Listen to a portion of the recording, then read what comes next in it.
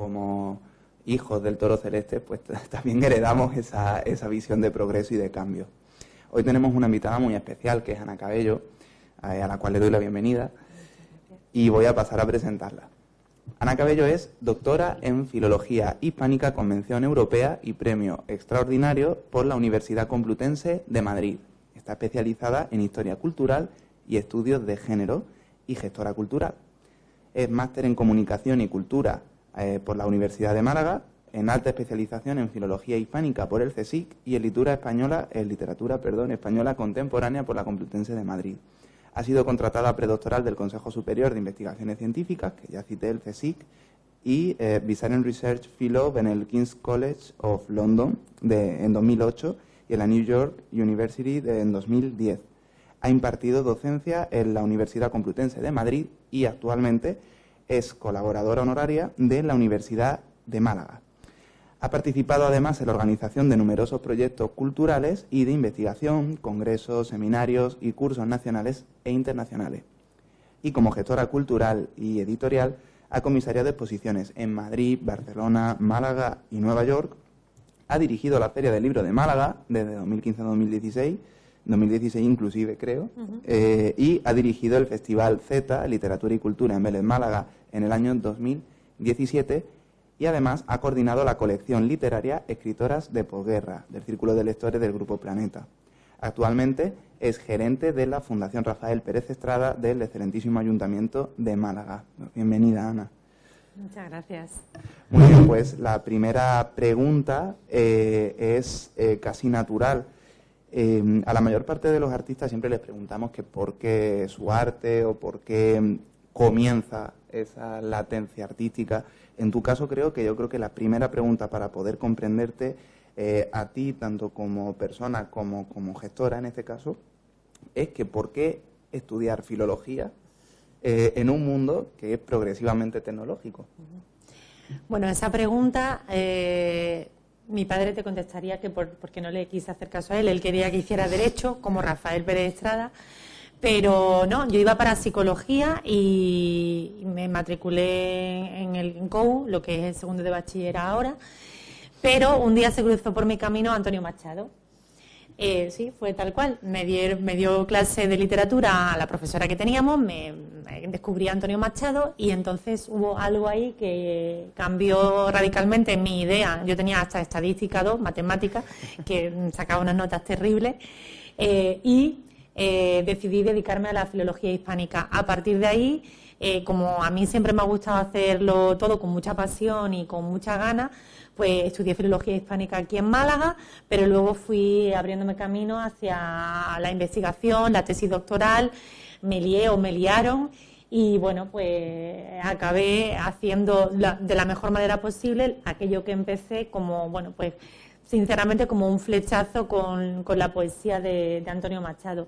De hecho, me echaba para atrás un poco de filología hispánica porque yo soy mucho de literatura, pero la lengua era como, veremos a ver la parte de gramática, de lingüística, pero no, al final todo de maravilla y muy contenta de mi elección y de poder demostrar, como le digo muchas veces a los alumnos de filología hispánica, que la filología hispánica tiene también muchos caminos y muchas aplicaciones, como puede ser el ámbito de la gestión cultural o de la gestión editorial, que en este caso viene muy al caso por estar en el contexto del marco de cornucopia y de la editorial El Toro Celeste, ¿no? que nos da también para hacer esa transferencia social del conocimiento, como puede ser llevar el ámbito de las humanidades a la sociedad a través de la literatura, a través de la edición o a través de las exposiciones o de la gestión cultural. Y en este sentido, Ana, ¿para ti qué es más difícil, investigar o divulgar? Bueno, son dos cosas que necesito casi al 50-50. Cada uno tiene su hándicap. Por ejemplo, la gestión cultural no depende solo de ti, porque una no puede hacer transferencia social del conocimiento, hacer una exposición sin los permisos, las salas, las autorizaciones y todas estas, sin el dinero, el patrocinio, bueno. Eso es la parte compleja, pero me divierte mucho. La parte de investigación es más solitaria, no necesita de nada más que de tu tiempo y de las ganas de investigar y de tirar. Y son dos cosas que necesito casi, pues eso, como te decía, casi al 50%. No considero que una sea más difícil que otra. Además, la gestión cultural tiene también mucho de investigación. Para hacer un libro, para hacer una colección, para hacer una exposición, es muy necesario, porque hay mucho gestor cultural que no tiene formación humanística y pues hace cosas que a veces pues se caen por su propio peso. La labor de documentación y de investigación previa a una actividad de gestión cultural es esencial. Por ejemplo, nosotros en 2017, la empresa que yo monté autónoma, freelance, sobre gestión y comunicación cultural, hizo una exposición sobre las mujeres de la generación del 27, que se expuso en la Sociedad Económica de Amigos del País. Y la labor de investigación a la otra comisaria y a mí nos llevó más de un año, porque estuvimos en archivos de la residencia de señoritas, de la residencia de estudiantes, de la Fundación Ortega y Gasset. Entonces, nos llevó la labor de documentación y la labor de investigación más tiempo que luego lo que fueron los 3 meses de montaje de la exposición. Es una pena que todo ese trabajo que estás contando quede muchas veces invisible, ¿no? Y no se vea de cara al gran público, que no piensa en quién se ha molestado en investigar y a dónde ha tenido que acudir, ¿no? Ya que hablamos por fin de mujer, te voy a hacer una pregunta que es muy típica de Jesús, pero que hoy la voy a recoger yo. Y es una pregunta que lleva ya un tiempo dando vuelta en Cornucopia, pero no hay nadie mejor que tú para respondérnosla. No, y antes de que la enuncies, tengo que decir que aunque sea propia mía y aunque hoy la declames tú, en realidad es por pura colaboración hoy de Bea, o sea que... Sí, cuando veas dardos envenenados, que los habrá, son de Bea, ¿vale? Para que lo tengas en cuenta a la hora de valorarle sus prácticas y demás. Entonces, nosotros nos preguntamos si existe un lenguaje masculino y si existe un lenguaje femenino en la literatura. ¿Tú consideras que sí, que no? Bueno, esa es la eterna pregunta. Yo creo que no. Yo creo que hay un lenguaje universal y luego hay una mirada que viene determinada por la época, que viene determinada por las condiciones socioeconómicas en las que vive un escritor o una escritora, y efectivamente las mujeres como género hemos tenido unas condiciones muy particulares y muy diferentes respecto a los hombres durante muchísimos siglos, con lo cual quiere decir que durante una época, y no sé si todavía estaríamos libres totalmente de culpa, ¿no? o de pecado, sí que la literatura de mujer ha estado determinada por esas condiciones particulares. Yo, por ejemplo, ahora estoy dando un curso en una universidad en Marbella, una universidad privada, sobre la historia de la literatura de las mujeres, y a raíz de preparar este curso me he dado cuenta que la mayor diferencia no es el lenguaje, ni la mayor diferencia es que las mujeres hemos tenido y seguimos teniendo mucho menos tiempo que los hombres. Y el tiempo, ya lo dijo Virginia Woolf, es esencial para poder escribir. Con lo cual hay una diferencia que más que de lenguajes es una diferencia de contexto o de circunstancias especiales en cada época y en cada país. Tampoco es lo mismo una escritora alemana o francesa en el momento actual que una escritora africana, por así decirlo, ¿no? O que viva en Oriente Medio. Las circunstancias de vida son diferentes. Entonces el lenguaje creo que es universal. Ahora, la mirada sí que puede ser diferente, y la mirada viene condicionada no solo por el género, sino por otras muchas cosas. Sí, de hecho, además de ser el caso de Virginia Woolf, también es uno de los casos paradigmáticos que es precursor del feminismo, como fue el de Mary Wollstonecraft, ¿no? Que ya con su vindicación denunciaba precisamente esa falta de capacidad de compaginar la vida doméstica con la vida artística, y luego también a la vez esas relaciones turbulentas que le acompañaban, que al final, bueno, provocan evidentemente su suicidio, como fue el caso. Totalmente. Muchas de ellas acaban mal. Bueno, el otro día explicábamos el caso de Juana Manso, de Alfonsina Storni, muchas de ellas se ven superadas. O, por ejemplo, esta semana que me toca hablarles de Carmen Laforet, que es una de mis especialidades, es una de las autoras que más he trabajado. Ella no se suicidó, pero realmente sí que su voz narrativa se apagó precisamente por todo lo que le sobrevino a raíz de la publicación de Nada y el éxito para el que no estaba preparada por juventud y por ser mujer y por lo que tuvo que vivir, ¿no? Y además que parece que es una problemática que acompaña a lo largo de la historia, porque quiero acordarme ahora precisamente de Safo. O sea, también es una persona que inicia una vida mucho más propia del sexo masculino y acaba precisamente también, si no recuerdo mal, en el Leucade, arrojándose al mar también, ¿no? Esperando a Faón, pero... Sí, muchas mujeres a lo largo de la historia, escritoras, han tenido que vivir un poco también esa forma de travestismo, ¿no? De no soy mujer porque se supone que no tengo la capacidad intelectual suficiente como para poder escribir, pero tampoco soy un hombre porque soy una mujer, con lo cual, ¿qué soy? ¿No? Y de hecho las críticas que muestro en mis clases dejan a todas las alumnas y a los alumnos un poco patidifusos, porque es verdad que casi siempre de Emilia Pardo Bazán se decía que era una señora a la cual debía tener un alma de hombre porque no era normal como escribía Emilia Pardo Bazán, ¿no? Entonces, bueno, eso son los contextos los que hacen realmente diferente una literatura de otra, ¿no? Creo que hemos avanzado muchísimo y creo que a veces se ha perjudicado el hecho de favorecer editorialmente en algunos premios o en algunas editoriales de bestseller o de editoriales de dudoso prestigio, bueno, sí, de dudoso prestigio literario, de gran cantidad comercial, ¿no? Y muchas veces se ha premiado a mujeres que no están a la altura, y creo que le ha hecho un flaco favor a las otras escritoras de renombre o de gran calidad, ¿no? Entonces, bueno. Aunque luego hablemos de los premios, porque desde luego que hablaremos de los premios, sí. Sin lugar a dudas, me parece interesante esto que comentas, porque también ha habido muchas autoras, o bueno, mujeres que escriben, independientemente ya si luego se consideran autoras o no, que han tenido, en cierta manera, ¿no?, pues críticas a veces exacerbadas hacia ciertas listas, ¿no?, las famosas listas de poetas, de tal.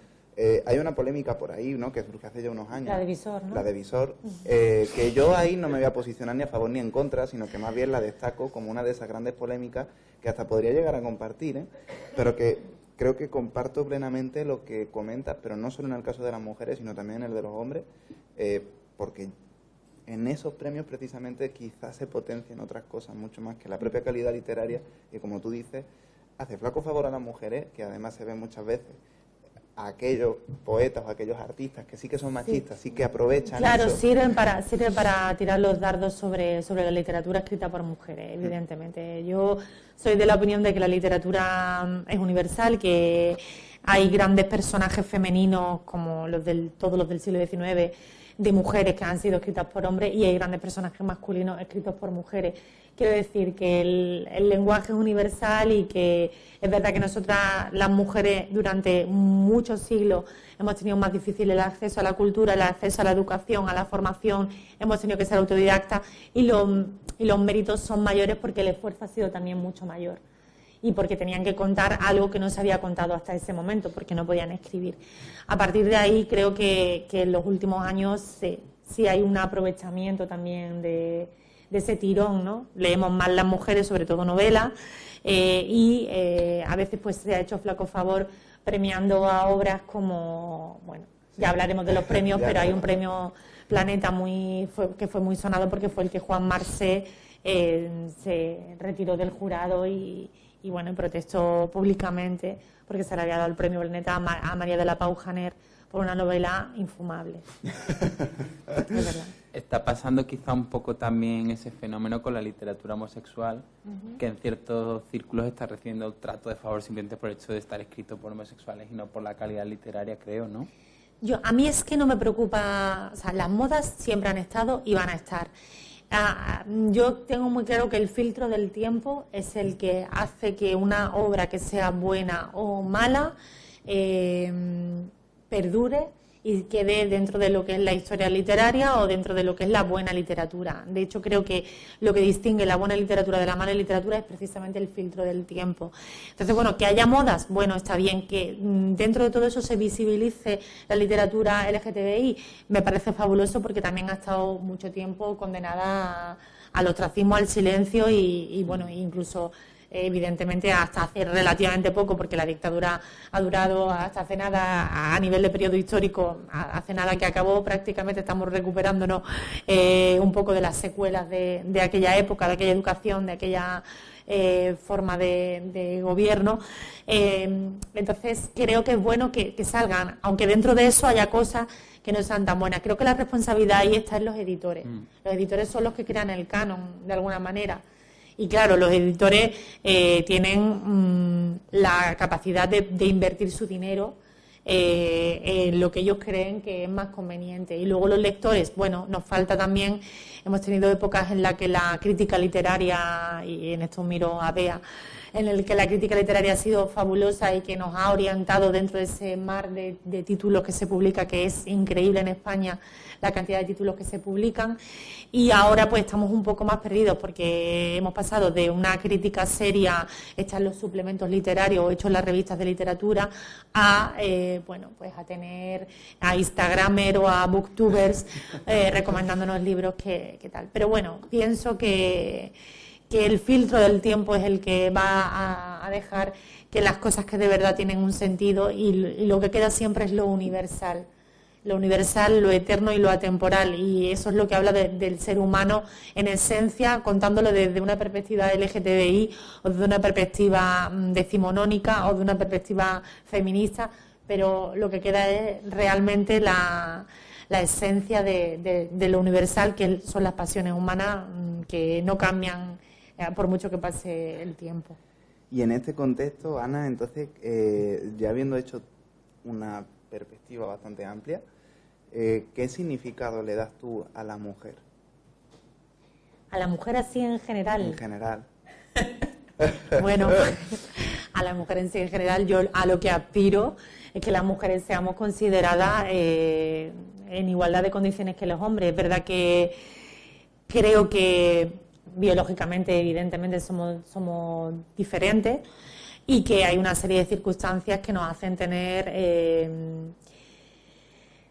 problemas a la hora de que nos contraten.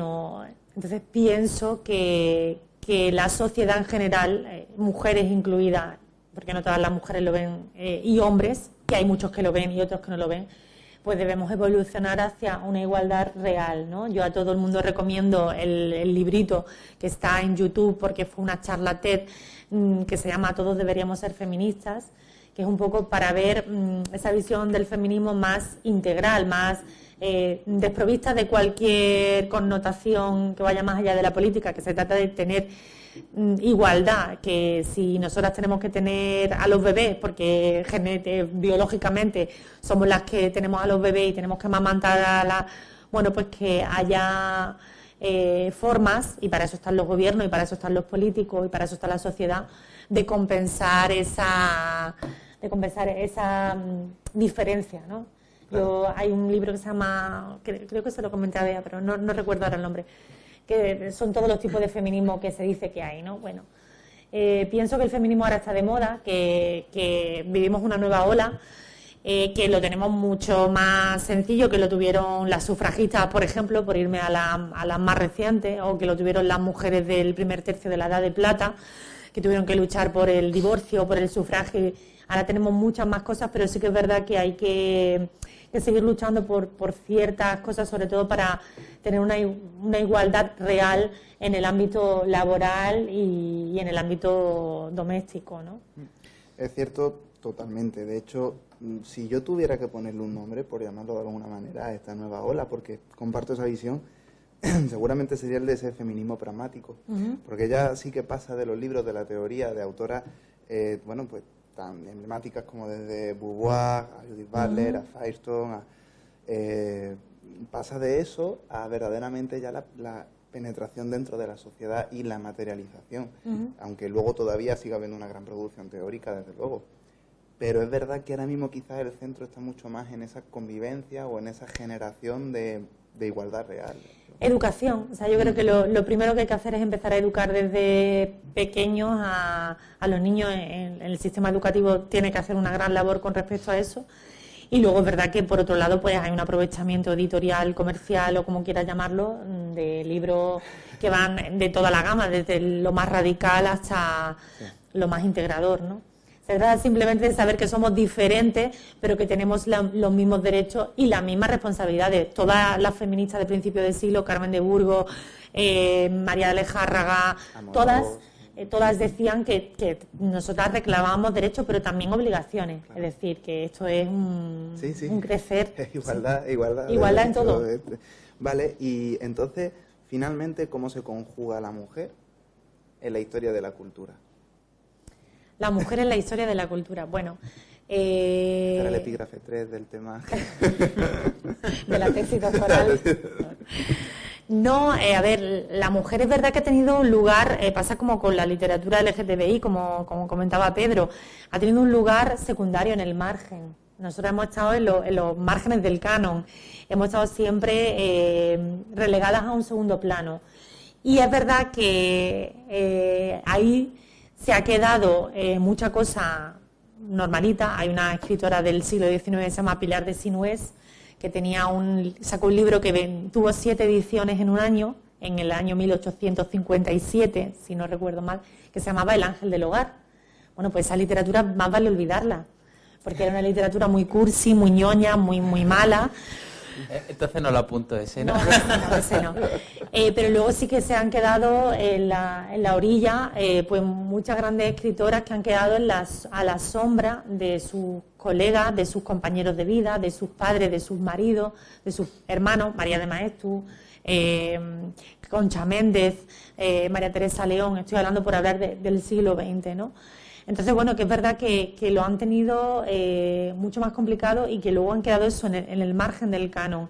Entonces, es verdad que es necesario revisitar el canon de la historia cultural para comprender cuál ha sido el papel real de estas mujeres, porque como ya os he comentado, lo que sí está claro es que, por ejemplo, a Mary Wollstonecraft, a Christine de Pizan, a casi todas las grandes escritoras de la historia de la literatura, tenían hermanos y a sus hermanos les pagaban los estudios y podían estudiar, y ellas no. Las hermanas Brontë, las 3, tenían un hermano al cual lo educaron, lo sobreprotegieron, todo el dinero era para llevarlo a las mejores escuelas. Ellas malvivieron en internados de caridad, donde las 2 hermanas mayores, que no son las 3 que conocemos, murieron por las enfermedades que cogieron allí, tuberculosis, y ellas tuvieron que ser autodidactas y tuvieron que, tras lavar los platos, hacer la comida, prepararle al hermano todo, se ponían a última hora de la noche a escribir, y escribieron sus 3 grandes obras que se publicaron simultáneamente. Entonces, bueno, lo han tenido mucho más difícil. Y hay que verlo desde esa perspectiva. Hay que verlo desde la perspectiva de que la formación, la educación, el acceso a la cultura, para ella ha sido mucho más complicado, con lo cual llegar a publicar una buena obra, como puede ser Cumbres Borrascosas, o como puede ser Vindicación de los Derechos de la Mujer, o como puede ser Frankenstein, que lo escribió Mary Shelley, hija de Mary Wollstonecraft, con las circunstancias de vida que tuvieron, pues creo que es necesario que desde la cultura revisitemos eso, pero siempre en consonancia. Ellos no estaban peleados, o sea, ellos eran un todo. Pasa y se ve muy claramente con la generación del 27. Ellas vivían en la residencia de señorita, ellos vivían en la residencia de estudiantes, pero estaban continuamente invitándose a cineforum, a teatros, a conferencias. Ellos se percibían como un conjunto, no se percibían separados. Y debemos aspirar a que lleguemos a estudiar a una generación del 27 que incluya, como incluyó Gerardo Diego, no solo a Ernestina de Champursin o a Concha Méndez o a no sé cuál más, sino a incluirlas a todas las que, a Rosa Chacel, a María Zambrano. Tenemos grandes nombres que por ser mujer que quedaron relegadas al olvido. Carmen de Burgos ahora acaba de publicar la Junta de Andalucía 2 volúmenes con toda la obra periodística de Carmen de Burgos, más de 10.000 artículos. Eso hay que tenerlo en cuenta, no podemos obviarlo. No, y además, vaya, este problema canónico, digamos, que no escapa a la mujer, es verdad que también hay un nutrido grupo de poetas que tampoco escapan del yugo canónico, claro, sí. Pero que estoy totalmente de acuerdo que no es además solo que tenga que verse desde esa perspectiva, que por supuesto, sino que es el propio hombre en cierta manera, en ciertas épocas, ¿no?, el que te lo anuncia. Y me refiero sobre todo a Emilio, pero Sofía de Rousseau, o sea, más evidente, o el propio Schopenhauer. Sí, sí. Son perspectivas... Unamuno, o sea, y en realidad todos eran muy, muy modernos, pero luego es que esto lleva siendo así muchos siglos, es casi como que lo tenemos grabado, es una herencia cultural muy, muy, muy, muy pesada. Hay unas memorias de Jean Roucard. Jean Roucard era la mujer de Louis Buñuel. Y tiene unas memorias que están descatalogadas, que es una pena, que sería maravilloso reeditarlas, se llaman Memorias de una mujer sin piano. Y ella cuenta como en una de sus, porque Louis Buñuel tenía mucho carácter, que Louis Buñuel es el emblema de la modernidad, de la vanguardia. Bueno, pues este señor un día se cabreó con su mujer y no tuvo otra cosa que hacer. Ella era pianista, una buena pianista, que fue tirarle el piano. Y le regaló una máquina de coser para compensar. Esto lo cuenta ella en las memorias, en Memorias de una mujer sin piano. Quiero decir que es que está muy interiorizado la sumisión. Han sido muchos siglos de considerar a la mujer en un segundo plano y a un ser inferior que cuesta desprenderse de ese marbete, ¿no? Y además, eso, o sea, ha acabado sistemáticamente con otras visiones que eran distintas o divergentes. Por ejemplo, me acuerdo también de Poulain de Labarre, siglo XVII, y también de la Academia de Oradores de París, de la Plaza Delfín, donde había un debate de igualdad, incluso se debatía sobre los derechos de las mujeres. Estamos hablando de siglo XVII, siglo XVIII, antes de la Ilustración, que la Ilustración tiene cierto carisma machista. Antes de eso, sí que existe ese debate. Poulain de Labarre, que precisamente desarrolla toda la argumentación y también la refutación en defensa de los derechos de la mujer, y sin embargo nadie los conoce. Todo se disuelve, todo se queda fuera, todo se queda en un margen, y bueno, eso sí, es mira, pero tenemos a María de Zayas y Sotomayor también en España, que fue una gran escritora, que escribió lo que se llamó el Decamerón español, que escribe al estilo de la novela corta italiana, y que ahí ya también avisa a las mujeres de los peligros de los hombres, y también tiene ese toque feminista, o feminista para lo que era la época, evidentemente en el contexto, ¿no? O Feijóo también en Teatro Crítico Universal, también tiene muchísimos artículos en defensa. Siempre ha habido pues lucecita, pero que es algo que es muy difícil de quitar y lo arrastramos. Y además en España tuvimos la cosa de vivir una regresión al siglo XIX, cuando ya veíamos la luz hacia la igualdad o hacia la consecución de una serie de derechos que de verdad nos equiparaba a ello, a poder ir a la universidad o a poder estudiar, hacer carrera. Por ejemplo, en la residencia de señoritas de Madrid había un laboratorio, el laboratorio Foster, que era uno de los laboratorios más punteros de toda España, donde las residentes, las señoritas, que ya el rótulo de residencia de señorita y residencia de estudiantes, ya ahí hay, pero eso lo vamos a dejar. Pues el laboratorio Foster, que era donde hacían práctica las estudiantes de farmacia y de medicina, se convirtió, una vez se ganó la guerra Franco y empezó la dictadura, se convirtió en una sala de puericultura. Si tú ves ese laboratorio con esa material maravilloso y todas las mujeres haciendo ensayos, pasar a que sean bañeritas con bebés para aprender a lavarlos y a curarlos, pues hay un retroceso. Yo, si te parece, voy a añadir un par de cosas y ya aprovechamos para cambiar de bloque, porque tenemos un montón de cosas que queremos tratar contigo.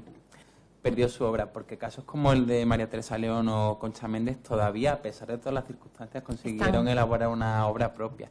Pero para mí el caso más lamentable en este sentido es el de Zenobia Camprubí, que lo sacrificó todo por Juan Ramón. Juan Ramón fue un malagradecido y se quedó tanto por escribir y por traducir por parte de Zenobia que me parece súper triste. Y Zenobia era una grandísima escritora, grandísima. De hecho, sus diarios son una joya, una joya. Sí, le pasó a Zenobia y también le pasó a María Lejárraga, que como bien sabéis también, ella al final de su vida escribió Gregorio y yo, medio siglo de colaboración, que es muy educado por su parte, ¿no? Donde ya confesaba que le había escrito la mayor parte de las obras de Gregorio Martínez Sierra eran autoría de ella, y que incluso consintió que su marido tuviera un amante, que era Catalina Bárcena, una de las mejores dramaturgas, o sea, actrices de la compañía de Gregorio. Bueno, pues son mujeres abnegadas que precisamente Zenobia en el exilio fue la que tiró de Juan Ramón, porque Juan Ramón era un alma en pena en el exilio, no había quien tirara de él, y que en ese papel en el que se nos ha educado durante muchos siglos de sumisa y abnegada y ser sobre todo primero hija, esposa y madre, pues cargamos con eso y dejamos y todas estas mujeres del 27 lo hicieron así, dejamos de un lado nuestra obra para que prospere la de nuestros maridos, porque se supone que ellos son los que tienen el valor. En el año 1927, en la revista, creo que fue, no sé si fue Estampa o fue, no, la Gaceta Literaria, Ernesto Jiménez Caballero publicó una constelación literaria, no sé si la habéis visto alguna vez, pero la podéis buscar en internet porque está. Se llama Constelación Literaria y eso es un mapa, un planetario, donde tiene todas las constelaciones, la de Unamuno y todos los poetas y escritores que orbitan. No hay ni una sola mujer, ni una. Ahí ya da la muestra de quién es el centro de la creación, el hombre. Entonces, ellas lo tienen interiorizado y aunque son modernas, van al liceo, un club, dan conferencias, son muy buenas escritoras. La parte de, porque por ejemplo lo que he contado de Jean Rucard, ella no lo cuenta como diciendo, mira lo que me hizo Buñuel, que me tiró el piano y luego me regaló una... No, ella lo cuenta como al final yo amé a Buñuel, yo era mi vida, o sea, quiero decir que ellas no son conscientes tampoco de... Además hay una especie también pues de dualidad, ¿no? De lo que son de cara a la galería y de lo que tienen que ser de puertas para adentro. Y esto le pasa, por ejemplo, a Carmen Martín Gaite. Carmen Martín Gaite gana el premio Nadal con una novela que se llama Entre visillos, que es maravillosa. Su marido, Rafael Sánchez Ferlosio, la había ganado 2 años antes y ella no se atreve a decirle al marido que se ha presentado al premio Nadal y ya no solo eso, que lo ha ganado. Las entrevistas de esa noche, ella, cuando escucha la llave de Rafael que viene del Café Gijón, donde se rumorea que la tal Sofía Veloso es ella, lo primero que le pregunta al marido, ¿tú no eres, verdad? Y ella dice, sí, Rafael soy, pero tú no te enfadas, ¿no? Y luego ella en los reportajes de blanco y negro aparece no sin ironía o no sin malicia por parte del periodista, ella dándole de comer a la niña y debajo el titular, la cena del Nadal. O sea, hay un juego ahí entre el titular, la imagen, tal. Quiero decir, ellas tienen que jugar a ese doble papel. Es un poco esquizofrénico, ¿no? Bipolar. Por un lado tienen que ser la madre, mujer y tal, compañera, y por otro lado, pues tienen que ser las creadoras y lo que yo digo, el tiempo. Yo al final me he dado cuenta que la diferencia esencial en todos los niveles y a nivel cultural es el tiempo. Nosotras tenemos mucho menos tiempo que los hombres, incluso en la actualidad, ¿eh? Pero es muy importante justo lo que tú comentas del peso tan increíble que tiene la educación, y ya no solo en la mujer, que como tú dices eran intelectuales y eran modernas, sino también los propios hombres que siendo intelectuales, siendo modernos, algunos incluso apreciando la valía de sus mujeres, no tienen esa capacidad para rechazar los privilegios que les ha sido dado de manera social, ¿no? Claro, y la legitimación, es decir, ellas no entraban en la sociedad literaria o en el campo cultural hasta que ellos avalaban con un prólogo, con una reseña en prensa, las obras de estas mujeres. Y ellos, claro, pero también ahí juega un poco, pues eso, la sombra, son luces y sombras. Ellas tienen que estar, María Teresa me parece decía que ella era la cola del cometa. No, ella no era la cola del cometa. Ella era otro cometa paralelo, que desde otra mirada o de otra perspectiva contaba la vida. Pero es verdad que, por ejemplo, en el exilio todas las mujeres son las que tiran de ellos. Y esa carga emocional es muy fuerte y tampoco te deja, te pasa factura. Si leemos las memorias de los escritos biográficos o memorialísticos de Rafael Alberti y leemos los de María Teresa, pues vemos esas dos perspectivas, esas dos formas de vivir una misma realidad. Y es cierto que nos queda todavía camino por andar en ese sentido, porque tenemos una huella cultural que no hemos desprendido de todo todavía de ella, ¿no? Pasa lo mismo con el diario de un poeta recién casado de Juan Ramón, que no se entiende sin el de Zenobia, pero vamos, ni de lejos. Claro, hay que leerlo conjuntamente, a veces es muchísimo más enriquecedor, esa es la totalidad, eso hay que aspirar a completar la historia con todas las visiones posibles. Pues ahora sí saltamos, y aprovecho que comentabas el premio de Martín Gaite, Para pasar al tema de los premios, que tu otra gran línea de Sí. investigación, ¿no? Pienso, por ejemplo, en que uno de los grandes premios de novela pues se lo ha llevado este año Elvira Sastre.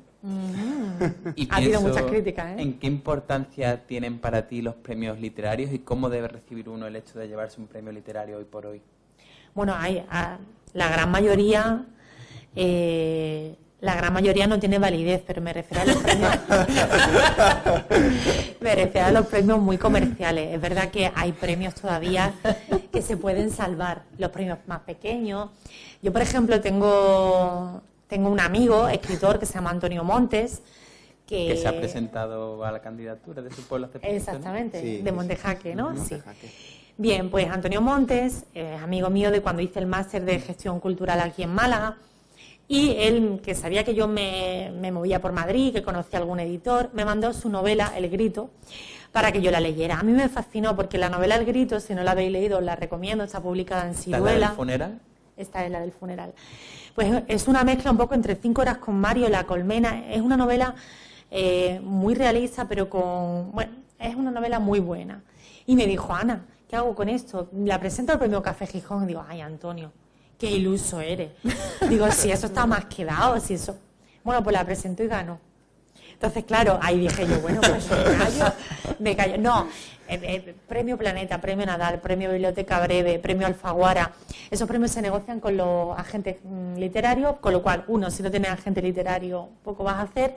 Y dos, es muy complicado que se lo den a un escritor novel. Los premios literarios tuvieron una función esencial en la época esta de la posguerra, porque en la posguerra nada más que se leían malas traducciones de novelas extranjeras, que además ni se pedían los derechos de autor ni nada, como vivíamos aislados del resto del mundo, no se pedían permisos, ni derechos, ni nada, ni se daban los derechos de autor. Y eran traducciones muy malas porque no sabíamos idioma y éramos un país muy atrasado en ese aspecto. Y se leía novelas del oeste y novelas de literatura popular barata que se vendían en los kioscos. Entonces, la gran novela de la posguerra surge gracias a los premios literarios, a que surge el premio Nadal, luego el premio Planeta y el premio Planeta, que también hizo lo suyo para tener a un lectorado medio. Evidentemente, han funcionado tan bien y han sido tan ventajosos a nivel crematístico, a nivel económico, que eso ha empezado a ir derivando. Y los premios tienen validez, sobre todo los grandes premios, los primeros 10-15 años de cada premio, dentro de este contexto. Luego ya empieza la cosa a derivar. Y bien es verdad que cada premio tiene su momento hegemónico, que cada premio tiene su corriente literaria. El Nadal sería el premio del realismo, el Biblioteca Breve sería el premio del boom de la literatura latinoamericana, hispanoamericana, y el boom del experimentalismo en los años 60. Y en los años 80 sería el premio Herralde de novela, el de anagrama, que sería la nueva narrativa ya en democracia, ¿no? Entonces, bueno, salvando eso, hay premios sueltos, el José María Pereda, creo que también todavía podemos tener alguna esperanza en que haya alguno, pero en general los grandes premios vinculados a grandes grupos editoriales evidentemente están dados, porque no es posible que todos los años de repente salte a la palestra un autor hiper mega conocido que ya es un superventas previamente. No es porque la novela sea muy buena, no. Y hay novelas, en la historia de los premios hay novelas muy buenas. El jinete polaco de Antonio Muñoz Molina ganó el premio Planeta y es una gran novela. Ahora, de ahí a lo que hemos derivado, a lo que estamos derivando, pues ya lo último lo que ha pasado con el Biblioteca Breve, que yo lo consideraba un premio que seguía siendo más o menos de referencia. De hecho, yo, por ejemplo, el último que leí Biblioteca Breve fue La isla del padre de Fernando Marías y me pareció una de las cosas que más me han tocado. Maravilloso. Y digo, ¿y ahora esto? Digo, no entiendo qué ha pasado en el mundo. Los premios ahora son, yo en el ensayo que tengo a la espera de ser publicado, que espero que sea pronto, pero la gestión cultural no me deja tiempo, hablo de eso, que los premios han pasado de ser promotores culturales en una época, en la época de la posguerra de los años 50, 60, a puros reclamos comerciales. Ahora los premios sirven para, con toda la cantidad de títulos que se publica, pues así uno ocupa más páginas en la prensa y ocupa un lugar privilegiado en un escaparate. Lo cual no quita que haya premios chiquititos que no estén... yo misma formo parte del jurado de un premio y ahí, bueno, lo que pasa es que el premio en el que yo formo parte no es la editorial la que decide ni el jurado, nosotros solamente proponemos 3 títulos y luego son los lectores los que votan el que más les gusta, ¿no? Pero bueno, hay muchas maneras de manipular al jurado. Además, como corramos ahí el tupido velo. Sí, hay muchas maneras. Además, eso es una pena porque precisamente ya también a colación de lo que hablábamos antes y para unirlo con la siguiente pregunta, muchos de estos autores y autoras, en el caso, por ejemplo, de la propia Elvira Sastre, pero tantos otros, y se me vienen muchos nombres a la cabeza, pero ahora mismo no es el momento, que han defendido esa limpieza de los premios o incluso han defendido derechos de la mujer o de otro tipo de derechos, luego precisamente son cosificados y dejan ser, o se cosifican ellos mismos, también dejan que los cosifiquen a cambio de eso, por lo cual es tremendo, ¿no? Es algo creo que verdad, es paradigmático. Entonces, desde esa perspectiva, ¿crees que son estos agentes literarios o académicos los que configuran el canon que hablábamos antes? ¿Es el público? ¿Es el tiempo, como tú bien decías? ¿Qué acaba configurando ese canon? Porque hoy en día diríamos que en función de las ventas... el canon lo determina en estos momentos el tema económico. O sea, ahora mismo el canon se está moviendo porque las grandes editoriales, hay muchas, tenemos la suerte de que tenemos 2 fenómenos paralelos a nivel editorial ahora mismo.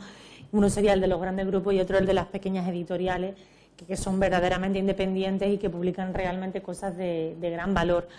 Pero lo que es el canon así a grandes rasgos y más general se mueve a golpe de impulsos económicos, ¿no? Mira, yo digo siempre que para aprender de historia del libro, de historia de la cultura o de historia de la edición, hay que leer las memorias de los editores, que además son súper divertidas. Ahora acaba de sacar Herralde una suya, otra memoria que ya tiene varios títulos donde cuenta muchas cosas, pero por ejemplo recuerdo una de las de Esther Tusquets, que como sabéis fue editora de Lumen hasta que se vendió a un gran grupo, y ella cuenta en una de sus memorias precisamente eso, que cuando a ella la reúnen en una sala con la gente del gran grupo que había comprado su editorial pequeñita, donde había editado El nombre de la rosa, o había editado Mafalda, o había sacado títulos maravillosos, bueno, pues le preguntan cuáles eran los argumentos de venta. Entonces ella empieza a contar el argumento de las novelas que tiene. Dice, no, los argumentos de venta, el marketing, los números. Entonces ella dice, mira, yo me retiro porque esto ya no es lo mío. Entonces ella, al decirle argumentos de venta, ya pensó que pensaban en el argumento de la novela o de lo que se fuera a publicar, pero no, era cuáles iban a ser las estrategias de marketing o de publicidad para poder posicionar la novela. Y esto se ve muy bien en las memorias. Ahora yo creo que el canon no lo configura el público. El público creo que ahora mismo es el más perjudicado. Hay que tener un nivel medio alto, intelectual o cultural, para saber moverse por el mare magnum de títulos que se publica y el bombardeo continuo. Nosotros vamos al supermercado a comprar leche y vamos por el supermercado y vamos viendo 50 sombras de Grey y 40.000 veces. Al final acaba siendo un bestseller. ¿Por qué? Porque los espacios publicitarios y los espacios de venta lo pasan muy mal las editoriales por tener un espacio en la librería, porque es muy complicado y lo que no está a los ojos de los lectores no se vende. Y lo que no sale publicitado no se vende. Por eso el Grupo Planeta, por ejemplo, pues tiene todo un tinglao montado maravilloso, que tiene un lobby de comunicación estupendo, que hasta te sale en el telediario de Antena 3 anunciándote una novela que no merecería ni 5 segundos de publicidad. Entonces, bueno, pues estamos vendidos al capitalismo. Y de eso sabe mucho Álvaro. A mí lo que más me alegra de que hayamos llegado a este punto es precisamente de que se pueda hablar públicamente o dar esta perspectiva. No me refiero incluso ni a 20, 30 años, sino con una distancia de menos de 3 años, menos de 4 años. Incluso lo digo por experiencia propia. Hablar de esto te podía pasar una factura muy alta. Sí, pero luego hablas con ellos, con los editores, que yo me llevo muy bien, y además tengo muy buena relación con el Grupo Planeta y colaboramos y demás, hablas con ellos y ellos te dicen una cosa que, bueno, tiene su parte lógica, lo que pasa que confunde a nivel lector o a nivel cultural, ¿no? Y es que gracias a poder publicar, no sé qué, cómo se llama, la última de Boris Izaguirre o de cualquier autor que sea muy mediático, es que se pueden publicar otras cosas de gran interés. Además, precisamente, por ejemplo, el Grupo Planeta, pues tiene diferentes editoriales donde caben diferentes cosas. Entonces, estamos en un momento de pluralidad, de diversidad. Y lo que más he hecho yo en falta es una brújula o un guía que ayude a la gente, que para eso están los libreros, para eso están los críticos, la prensa, que ayude de verdad al público a saber discernir, que tampoco somos tontos. O sea, se sabe ya que el premio, yo no lo he leído todavía, el premio Biblioteca Rebe, lo mismo luego lo leo y me encanta y me tengo que callar, pero se sabe ya a priori un poco por dónde van las tendencias. Pero Elvira Sastre comparte editorial con Isaac Rosa o con Clara Usón, que son dos grandes voces narrativas de este siglo, ¿no? La editorial Tusquets mantiene más o menos su calidad, su independencia. Destino, bueno, pues tú te pones a buscar la base de datos de la editorial Destino y pues tienes a Ana María Matute o a Laforet o a Miguel Delibes junto con, no voy a decir nombres, ¿vale? Con otra gente que evidentemente se aprovechan de ese capital simbólico, ¿no? Que diría Bourdieu, ¿no? De esos años en los que de verdad se hacía promoción cultural, pero porque no había nada. En la posguerra no había escritores, no había autores, se habían fusilado, se habían muerto, se habían marchado al exilio, con lo cual hubo que rascar para que salieran las grandes voces. Ahora hay una superabundancia, pero de todo. Además, es que verdaderamente hasta que primero el propio mundo cultural no abandone, digamos, esa visión de grupúsculo y de esos privilegios que tienen esos pequeños grupos, y hasta que las propias editoriales no empiecen a trazar las propias estrategias de marketing que elaboran para esas obras mediáticas, precisamente para aquellas que son de interés, creo que estamos en un periodo muy de entreguerras, ¿no? Fue muy intermedio. Pero entonces la pregunta es, entonces, ¿qué papel juega el público en la cultura? Bueno, el público lo somos todos. Si no consumiéramos, o sea, si de repente dejamos todo de comprar a los booktubers, estos que se llevan ahora, pues dejarían de contratarles libros. Entonces lo jugamos todo en el sentido que tenemos el poder, pero es difícil discernir, sobre todo para un público a lo mejor pues menos formado, menos leído o menos cultivado, que realmente se piensa que si a alguien le dan un premio Planeta es que es un novelón. Y a lo mejor, bueno, también yo defiendo siempre una cosa, hay muchas formas de llegar a la lectura y hay muchos lectores. Y hay por ejemplo, a nosotros mismos un día nos apetece ver una serie que no nos haga pensar y que tal, y luego nos apetece ver una serie súper sesuda, intelectual. Bueno, pues también tenemos esa oferta. Creo que se está potenciando demasiado a cierto tipo de literatura de masas, de cultura de masas, pero que esto ya se viene también diciendo desde los años 60, 70, ¿no? El boom de la cultura de masa, y que luego somos nosotros los que tenemos que elegir si queremos una cosa o queremos otra, o queremos las dos en diferentes momentos de nuestra vida. Esto es la oferta y la demanda, se oferta. Lo que pasa es que el problema está cuando lo que es realmente bueno no tiene espacio, no tiene sitio. Para mí ese es el gran problema. Totalmente de acuerdo.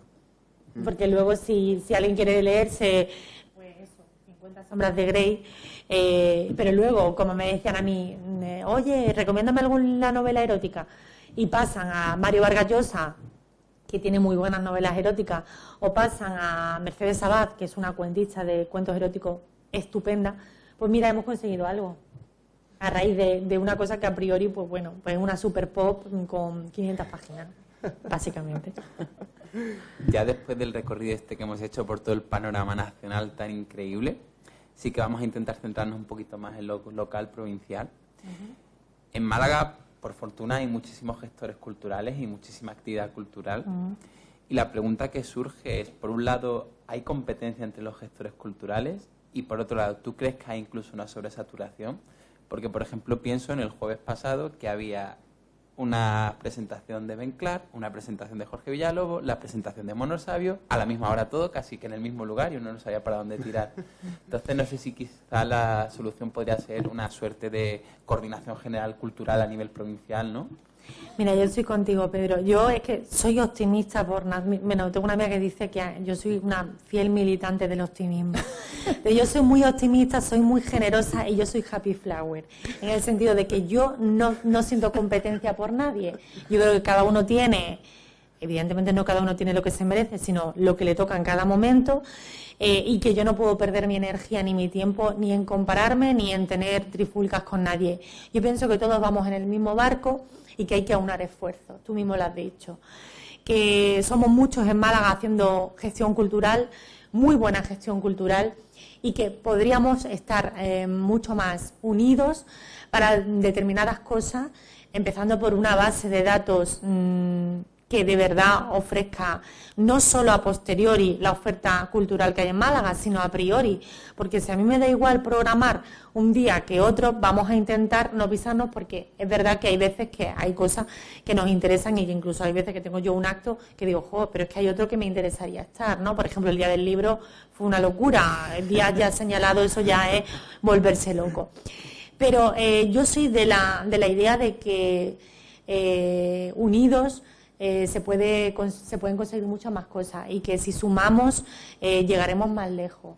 Por ejemplo, yo quería hacer algo de poesía, algún ciclo de poesía dentro de la Fundación Rafael Pérez Estrada, y se me ocurrió pues empezar a hablar con Ángelo Néstor y Violeta Niebla, que tienen el Festival Irreconciliable. Pues ya que ellos tienen un público creado y tienen un festival, pues ¿por qué no nos sumamos y Rafael Pérez Estrada tiene presencia en el festival y vosotros tenéis presencia? Y bueno, es una manera de ir construyendo y de rentabilizar los recursos que tenemos, porque los recursos son limitados, la creatividad no, pero los recursos son limitados. Entonces, creo que deberíamos vivir un poco más en consonancia. Cada uno tiene su espacio, cada uno tiene su especialización, es verdad que, pero sí unir fuerza para no sentir que somos competencia. Para mí no la hay, o sea, yo no siento que compita con nadie, yo tengo mi propio estilo, mis propias ideas, que comparto además, creo que generosamente con todo el mundo, y que lo que más me gusta en este mundo es sumar y hacer equipo, con lo cual no me gusta para nada ir sola, porque no estoy acostumbrada a ello, siempre he trabajado en grupo. Y si alguien tiene envidia profesional o siente que hay competencia, pues que se lo gestione, ¿no? Porque realmente ahora mismo en Málaga hay 2 generaciones de gestores culturales, los que son los maestros, por así decirlo, que son los que han estado haciendo gestión cultural durante muchos años muy complicados, y que han hecho mucho por abrir la cultura en Málaga. Ellos abrieron las puertas y ahora estamos un grupo bastante joven de gente que viene con ideas renovadas, y creo que también esa confrontación en positivo sería maravillosa, porque yo siempre digo que la generación del 27 triunfó porque aunaban tradición y modernidad, y eso es lo que yo practico cada día en la gestión cultural que yo hago, y la que me gustaría pues eso, coger lo mejor de la gestión cultural de la vieja escuela, por así decirlo, y sumar con lo nuevo, porque creo que todos podemos salir beneficiados, y empezando por Málaga y los malagueños.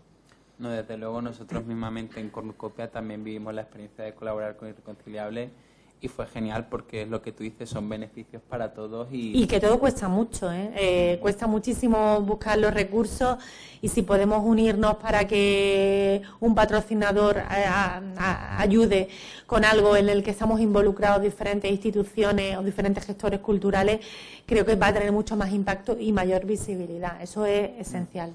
Y nosotros cuando empezamos, desde luego, con Cornucopia íbamos justo en esa línea, es decir, y Juan y Rafael, vaya, lo saben, era aquí ninguna confrontación, esta es la casa de todos, por aquí pasan todos, independientemente del grupo, da igual. Y, eso es la cultura.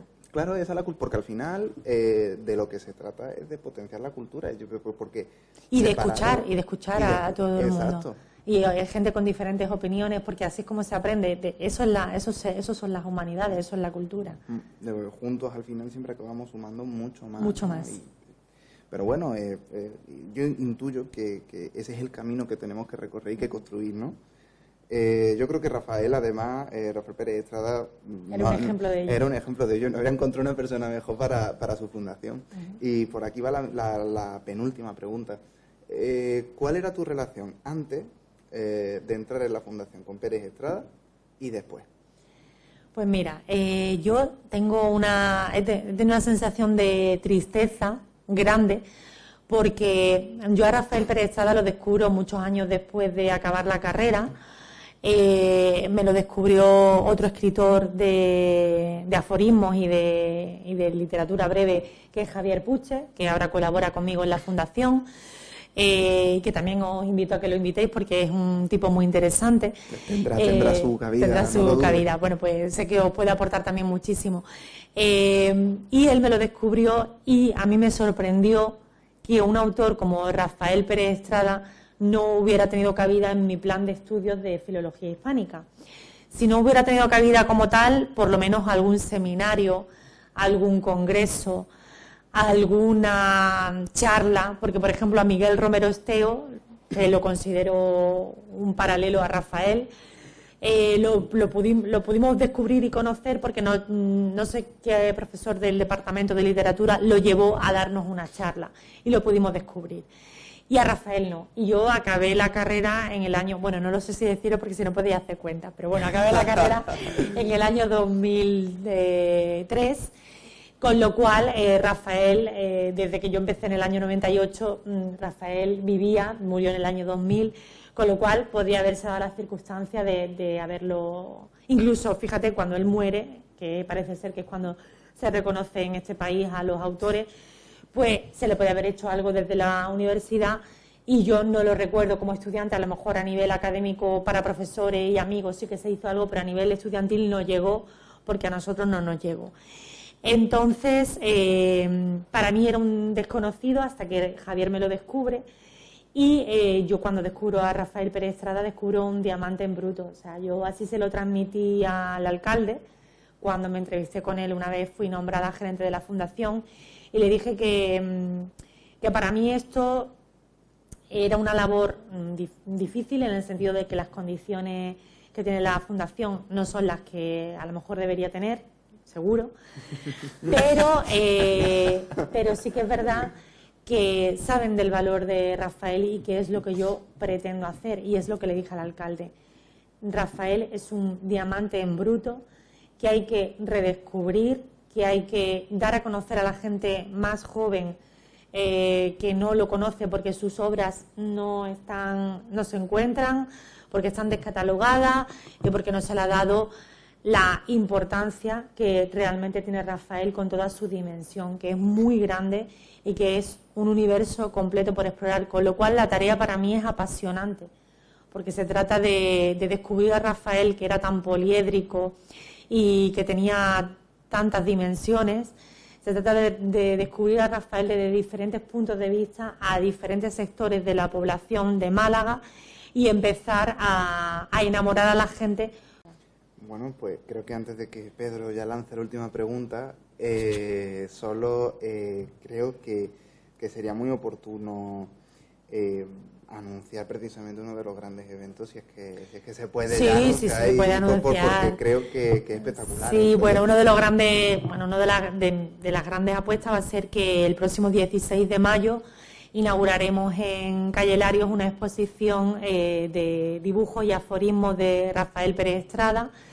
Evidentemente van a ser reproducciones porque los originales no los podemos poner en la calle, pero van a ser reproducciones bastante grandes y, por ejemplo, pues con ayuda de Bea y de Javier Puche, pues hemos cuadrado para que una cosa tan simple como que su dibujo Ave Quiromántica esté ubicado justo en la calle en la que está la escultura de Hade Quiromántica, y que la gente simplemente sepa que esa escultura, en la que juegan muchísimos niños, pues es una idea original de Rafael Pérez Estrada. Es una selección de 30 dibujos con un aforismo o título debajo, pero es que los títulos de Rafael eran aforismos y eran pura poesía, para que la gente se empiece a acercar al universo vital, lleno de luz, lleno de color, lleno de ingenio, lleno de creatividad de Rafael Pérez Estrada, en la calle en la que nació, en la calle Larios, y en una calle emblemática que a él sé que le gustaba especialmente, y creo que merece que convirtamos la calle Larios en una galería de arte para exponer a uno de sus artistas, escritores, dibujantes, pintores, dramaturgos, era de todo, más emblemático. Que no te quepa la menor duda de que el equipo de Cornucopia pasará por allí para verte Eso a ti, espero. para ver a Puche, para ver a los erizos de Puche y todo lo que haga falta. Muy bien. Bueno, pues la última pregunta parte nuevamente de Bea, pero era un fenómeno que veníamos ya viendo un tiempo desde que te seguimos en las redes sociales, el de la cadena de libros recomendados. Ah, sí. Entonces, poniéndote en situación, no lo quiera Dios, pero si hoy fuera el último día de tu vida, ¿qué libro nos recomendarías a nosotros? Si hoy fuera el último día, no, Dios no lo quiera, que tenemos que inaugurar la Tocamos madera tocamos todos. madera. Pues yo qué libro, pues yo creo que voy a ser muy tópica, pero creo que si solamente pudiera recomendar un libro, recomendaría un libro en el que están todos los libros, que sería El Quijote, porque creo que ahí está toda la novela posterior. A ver, como preferencia, bueno, pues yo creo que uno de los libros que más me han marcado a mí, que mi especialidad es la narrativa de posguerra, pues sería Nada, porque en Nada está la esperanza, por muy, ahí viene lo de fiel militante del optimismo, por muy oscuro que sea el panorama y el contexto y las circunstancias, siempre hay una luz que brilla en la esperanza, que suele estar en la gente joven, que empieza una nueva etapa o que todo se puede regenerar. A nivel también, pues bueno, la poesía completa de Antonio Machado, pero si tuviera un único libro, bueno, pues creo que toda la grandeza y toda la miseria del ser humano, las grandes pasiones, lo que realmente queda y lo que va a seguir quedando, pues está recogido en El Quijote, donde hay risa, donde hay llanto, donde hay pasión, donde hay humor, donde hay muerte, donde hay locura y donde hay genialidad. Creo que ahí estaría todo. Yo estoy absolutamente de acuerdo contigo y además siempre que me lo preguntan que cuáles son mis libros favoritos parece que es postureo, pero realmente es que son El Quijote y 100 años de soledad, o sea que... Mira, Quien anda mucho y lee mucho. Sabe mucho y sabe mucho. Menéndez Pidal, en una carta que escribió a Clarín criticando a Emilia Pardo Bazán, decía que había escrito una novela muy mala, que era Los Pazos de Ulloa, que no había leído, pero era muy mala, y que era muy pretenciosa, porque lo que sí que había leído era la semblanza, lo que viene detrás del libro, y que Emilia Pardo Bazán era muy pretenciosa porque decía que cuando era pequeña no se le caía el Quijote, la Biblia y la Ilíada, y que eso era muy pretencioso para una mujer, ¿no? Bueno, pero aunque suene pretencioso, aunque suene atópico, creo que si tuviera que dedicar un libro de todos los libros, pues dedicaría El Quijote, que creo que es la gran novela moderna y que a partir de ahí sale todo. Pues nada, Ana, pues muchísimas gracias. A vosotros. No sé a vosotros, pero a mí me ha sabido a poquísimo. Tengo aquí 1000 notas tomadas y el cerebro sin duda en plena efervescencia. Así que te agradecemos muchísimo tu visita. Esperamos poder vernos en los eventos de la Fundación, en los eventos futuros de Cornucopia. Estáis invitados y además a ver si organizamos algo conjuntamente para ir en esa línea de... No lo dudes. de hacer Seguro. cosas. Además queda grabado, o sea que Queda grabado, no te queda puedes constancia. retractar. Y nada, mientras tanto te invitamos también a ti y a todos los presentes a venir la semana que viene, que ya es nuestra penúltima tertulia. Y en esta ocasión pues nos vamos a encontrar Jesús y yo también con los papeles cambiados. Va a ser Bea la que nos entrevista a nosotros y era un poco para celebrar el primer año de Cornucopia. Así que bueno, nos cruzaremos aquí las poesías y lo que haga falta. Sí, ya, oficialmente a las 8, oficiosamente por Pedro a las 8:15. Como siempre. Como siempre. Hay cosas que no Que cambian. no cambie. Muchísimas gracias a vosotros. A De ti, verdad, un Ana. placer.